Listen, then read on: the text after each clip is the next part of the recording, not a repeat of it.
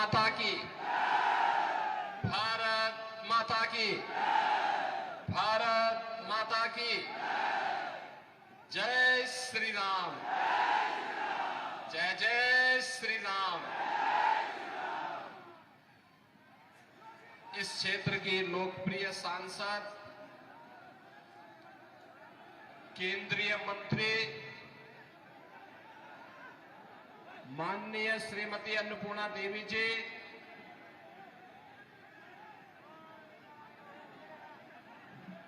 चुनाव के सह-प्रभारी उत्तर प्रदेश से राज्यसभा के माननीय सांसद डॉक्टर लक्ष्मीकांत वाजपेयी जी,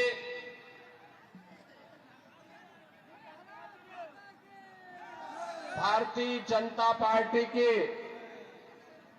कोडरमा से लोकप्रिय प्रत्याशी डॉक्टर नीरा यादव जी, बरकट्ठा विधानसभा क्षेत्र से भारतीय जनता पार्टी के लोकप्रिय प्रत्याशी श्री अमित यादव जी, प्रदेश महामंत्री श्री मनोज सिंह जी,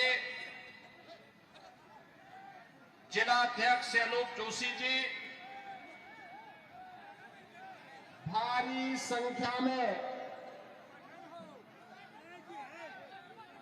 आज की इस चुनावी सभा में उपस्थित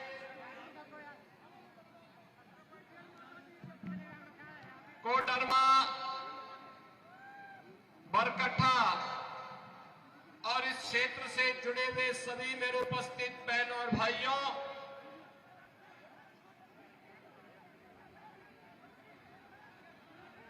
मैं प्रभु श्री राम की पावन धरा उत्तर प्रदेश की धरती से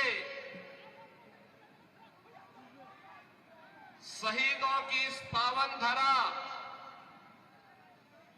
भगवान बिरसा मुंडा की पावन धरा को प्रणाम करने के लिए और आप सबसे निवेदन करने के लिए आज आपके बीच में यहां पर उपस्थित हुआ हूं।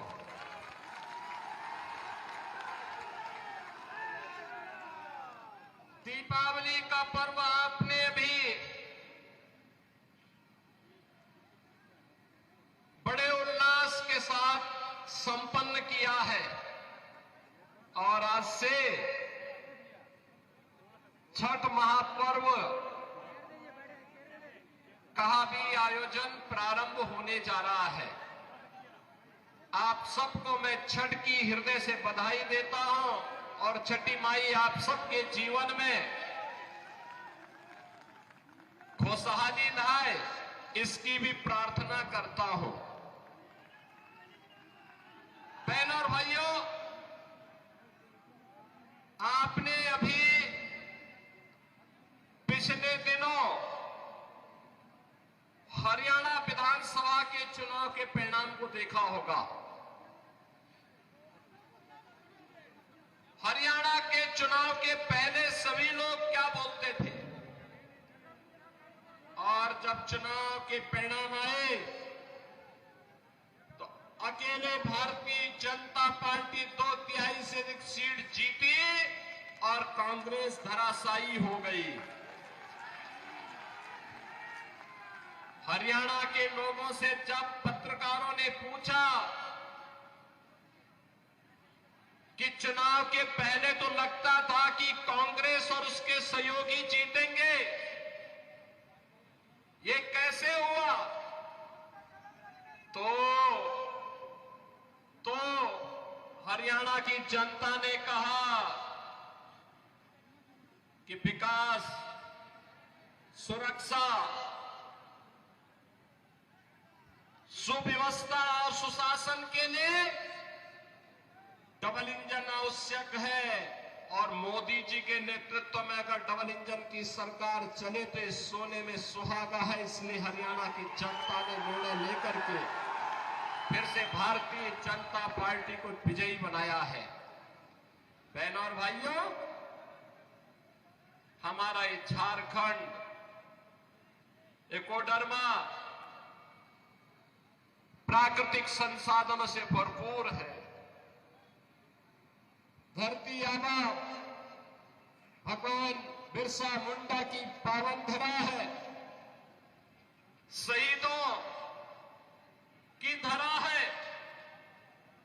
देश की आजादी के लिए अकेले कोडरमा से एक नहीं, चार हुतात्माओं ने अपना बलिदान दे करके इस देश को ब्रिटिश हुकूमत से मुक्त करने के लिए अपना योगदान दिया था। लेकिन आज क्या हो रहा है झारखंड में? मैं देख रहा था, एक आलमगीर आलम थे, औरंगजेब, देश को लूटा था उसने, देश के पवित्र मंदिरों को नष्ट किया था उसने। और दूसरा, झारखंड मुक्ति मोर्चा का भी तो एक मंत्री था आलमगीर, जो यहां लूट करके जिसके घरों में नोटों की गड्डियां के गरीबों के झारखंड वासियों का पैसा उसके घरों में कैसे नोट की गड्डियां उसके नौकरों और उसके परिवार के अन्य लोगों के घरों में किस रूप में पड़ी हुई थी। ये लूट का इससे दूसरा घटिया स्तर और दूसरा देखा नहीं जा सकता है। और इसीलिए मैं कहने के लिए आया हूं बहनों और भाइयों, ये चुनाव उसी विकास के नाम पर जिन लोगों ने आपको छला है उसको जवाब देने का एक अवसर भी है। भारतीय जनता पार्टी, जहां कहीं पर भी भारतीय जनता पार्टी की सरकारें हैं, उन्होंने विकास का एक मॉडल दिया, उन्होंने विरासत का सम्मान किया। आप यही सोचिए, 1947 में देश आजाद हुआ था, कांग्रेस को देश की जनता ने शासन करने का अवसर दिया था, एक लंबे समय तक उन्होंने शासन किया था। लेकिन क्या कभी किसी ने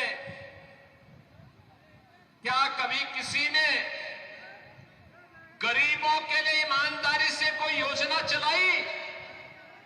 बहनों और भाइयों, मोदी जी जब 2014 में प्रधानमंत्री बने थे, मीडिया ने उनसे पूछा था कि प्रधानमंत्री बनने के बाद आपका एजेंडा क्या होगा? मोदी जी ने कहा, एक लाइन में उन्होंने कहा था, सबका साथ और सबका विकास।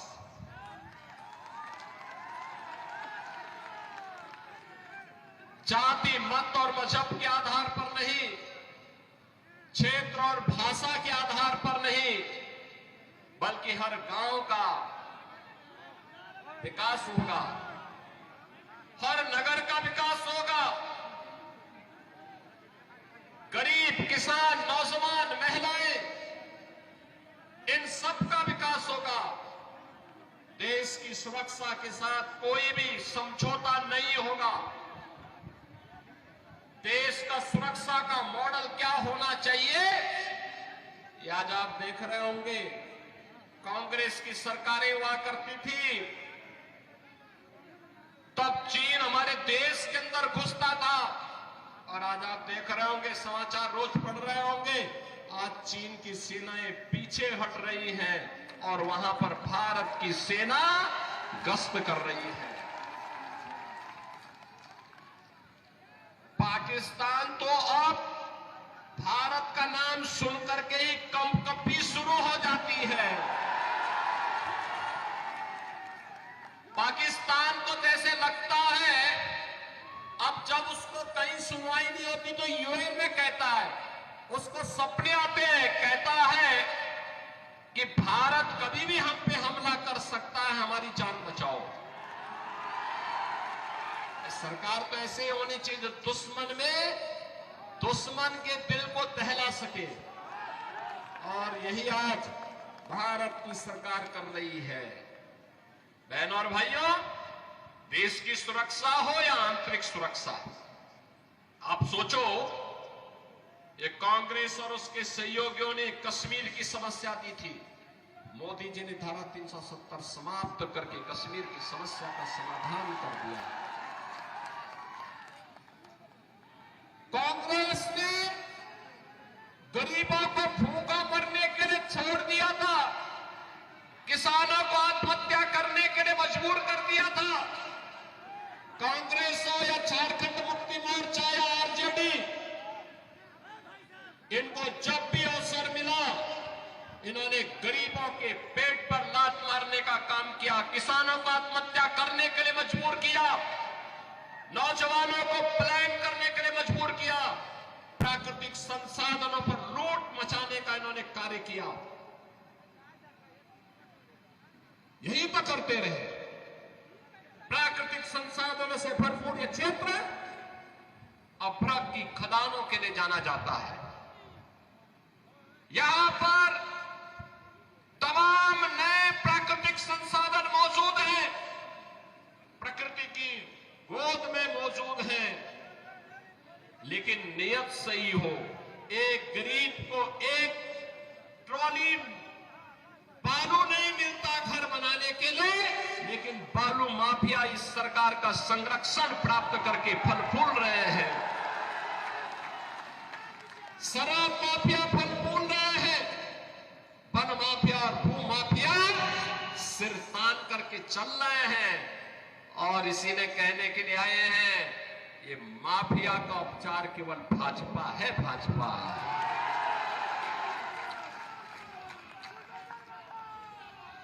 बहनों और भाइयों, 2017 के पहले उत्तर प्रदेश में भी ये माफिया ऐसे सीना तान करके चलते थे, ऐसे चलते थे। इनके लिए गरीब की कोई कीमत नहीं थी, किसान की कोई कीमत नहीं थी, नौजवान की कोई कीमत नहीं थी, बहन और बेटी का कोई सम्मान नहीं था। लेकिन 2017 के बाद जब उत्तर प्रदेश के बुलडोजर ने चलना प्रारंभ किया, तो आज आप देखते होंगे दुर्दांत भूमाफिया, दुर्दांत से दुर्दांत भूमाफिया आज उत्तर प्रदेश की धरती को छोड़ चुके हैं। कुछ तो जेल में है और कुछ लोग राम नाम सत्य है की यात्रा में भी चले गए। भूमाफिया नहीं, खनन माफिया भी नहीं, वन माफिया भी नहीं, पशु माफिया भी नहीं, संगठित अपराध में संलिप्त माफिया भी नहीं। आज तो कोई भी माफिया हो, शराब माफिया हो या बालू माफिया, यूपी से गायब हो गया है। ऐसे ही गायब हो गया जैसे गधे के सिर की सींग समाप्त हो गई। और इसलिए बहनों और भाइयों, आपसे कहने के लिए माफिया का उपचार केवल भाजपा है। भाजपा की सरकार लाइए, गरीब को उसका हिस्सा भी मिलेगा, गरीब को उसका सम्मान मिलेगा। जिसके पास राशन कार्ड नहीं उसको राशन कार्ड की सुविधा, जिसके पास आयुष्मान कार्ड नहीं उसको आयुष्मान भारत की कार्ड की सुविधा, जिसके पास मकान नहीं उसको मकान की सुविधा। और देश के अंदर एक तरफ मोदी जी के नेतृत्व में एनडीए का गठबंधन है और दूसरी तरफ कांग्रेस के नेतृत्व में झारखंड मुक्ति मोर्चा और आरजेडी जैसा इंडी गठबंधन भी है। दोनों गारंटी दे रहे हैं, लेकिन दोनों की गारंटी में अंतर है। मोदी जी की गारंटी है हर गरीब को मकान देने का, मोदी जी की गारंटी है हर नौजवान के हाथ को कार्य देने का, रोजगार देने का, मोदी जी की गारंटी है हर किसान के सम्मान का, मोदी जी की गारंटी है हर बहन और बेटी की सुरक्षा का। और उनके लिए वे योजनाएं जो उनके हित के लिए आगे बढ़ रही है, उन योजनाओं को प्रभावी ढंग से यहां पर लागू करने का जो 5 गारंटी यहां के लिए भारतीय जनता पार्टी ने दी है। लक्ष्मी जोहार योजना, सभी घरों में 500 रुपए में एलपीजी के भरा हुआ सिलेंडर उपलब्ध करवाना और साल में 2 फ्री में सिलेंडर उपलब्ध, भरा हुआ सिलेंडर भी मुफ्त में उपलब्ध करवाना।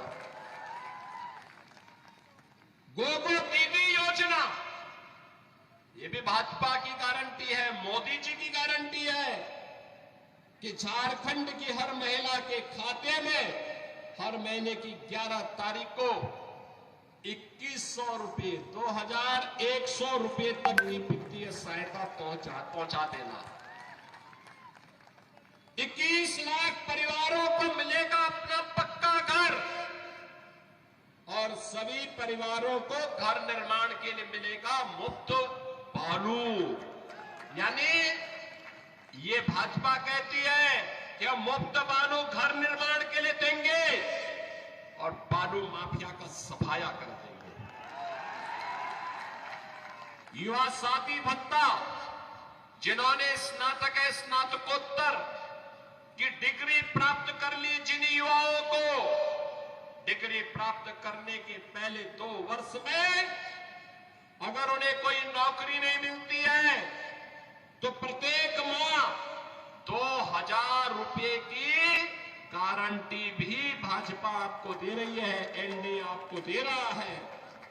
और बहनों और भाइयों, इसके साथ ही जो यहां पर भर्तियां ये नहीं कर पाए थे, सरकारी नौकरी नहीं दे पाए थे, पहले ही कैबिनेट में निर्णय लेकर के भारतीय जनता पार्टी ने कहा है उन युवाओं के लिए नौकरी का पिटारा लेकर के भी भारतीय जनता पार्टी झारखंड के अंदर ही लेकर के आएगी।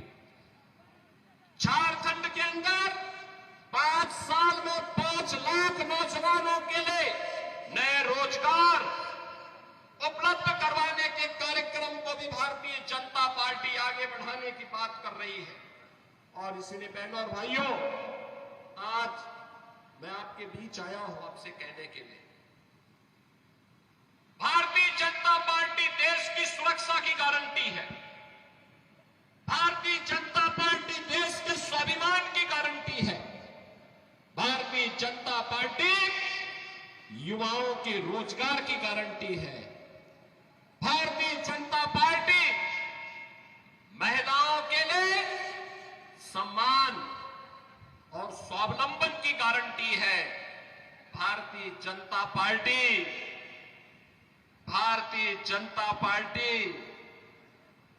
विरासत और विकास के समन्वय की गारंटी भी है। याद करिए, अयोध्या से तो मैं आया हूं ना। कितने लोग अयोध्या गए हैं? कितने लोग अयोध्या गए हैं? आप लोग एक बार अयोध्या आइए। मैं अन्नपूर्णा देवी जी से कहूंगा, वे यूपी के अंदर चुनाव के अंदर सहप्रभारी के रूप में विधानसभा चुनाव के अंदर काम कर रही थी। पूरे यूपी के अंदर घूमी, बहुत अच्छा काम उन्होंने किया था। और मैं आप सबसे कहूंगा, चुनाव के बाद एक बार वो आपको लेकर के अयोध्या पहुंचे। अयोध्या की गारंटी बाकी हम लोग के लिए, एक बार देखिए आप अयोध्या धाम को। बहनों और भाइयों, जब ये कांग्रेस के लोग थे ना, अयोध्या में कितनी दुर्व्यवस्था थी। बिजली नहीं मिलती थी, सड़क सिंगल लेन की थी, गंदगी रहती थी, अराजकता थी, कोई किसी को पूछता नहीं था। और राम मंदिर निर्माण न हो इसके लिए इनके द्वारा बार बार रोड़े अटकाए जाते थे। आज तो आप देख रहे होंगे, प्रधानमंत्री मोदी जी का यशस्वी नेतृत्व मिला। अयोध्या में 500 वर्षों के बाद अभी भव्य दीपोत्सव का आयोजन भी आपने देखा होगा। कितना भव्य दीपोत्सव अयोध्या में हुआ था। 500 वर्षों के बाद प्रभु रामलला अपने धाम में विराजमान हो गए।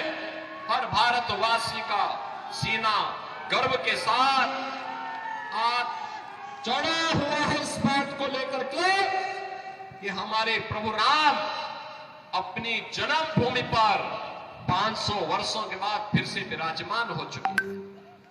हर भारतवासी के लिए इससे ज्यादा सम्मान और क्या हो सकता है। बहनों और भाइयों, और हम लोगों ने कहा है आज आप जाइए अयोध्या में, जिस ओर जाएंगे 4 लेन की सड़क मिलेगी और एक इंटरनेशनल एयरपोर्ट का निर्माण भी वहां हो गया है। इंटरनेशनल एयरपोर्ट का नाम महर्षि वाल्मीकि के नाम पर है।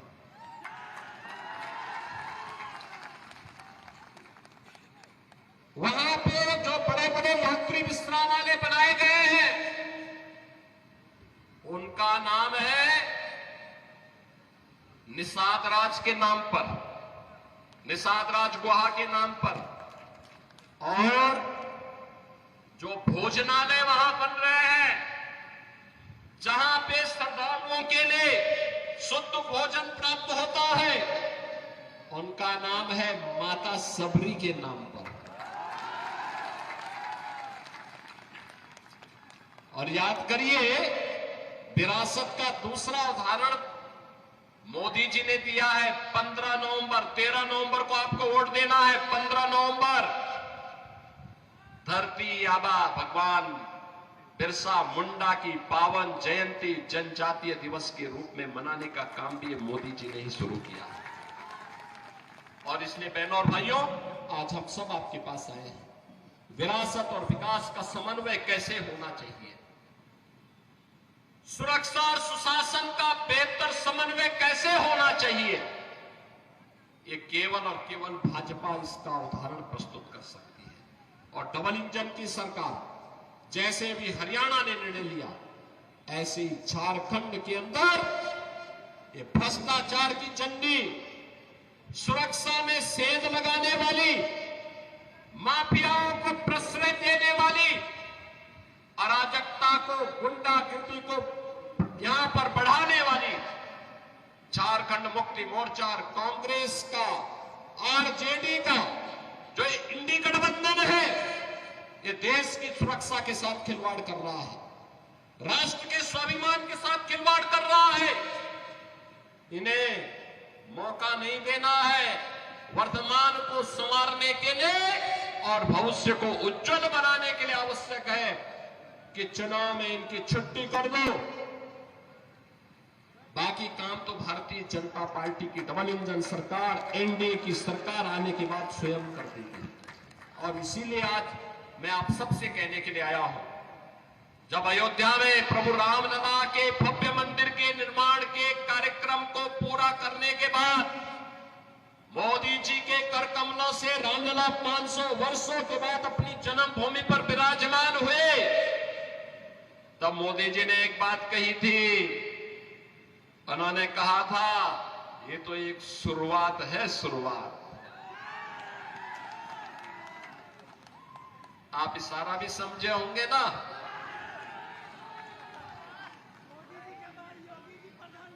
ये शुरुआत है अयोध्या में रामलला की अपने धाम में वापसी। स्वाभाविक रूप से हमारे कृष्ण कन्हैया कहां मानने वाले हैं, मथुरा इंतजार होने वाला है। और इसीलिए मैं आपका आह्वान करने के लिए आया हूं, कोडरमा और बैरगट्टा के भी आप सभी श्रद्धालुओं को मैं आमंत्रित करता हूं। काशी में भी, अयोध्या में भी और मथुरा में भी दर्शन करने के लिए पधारिए।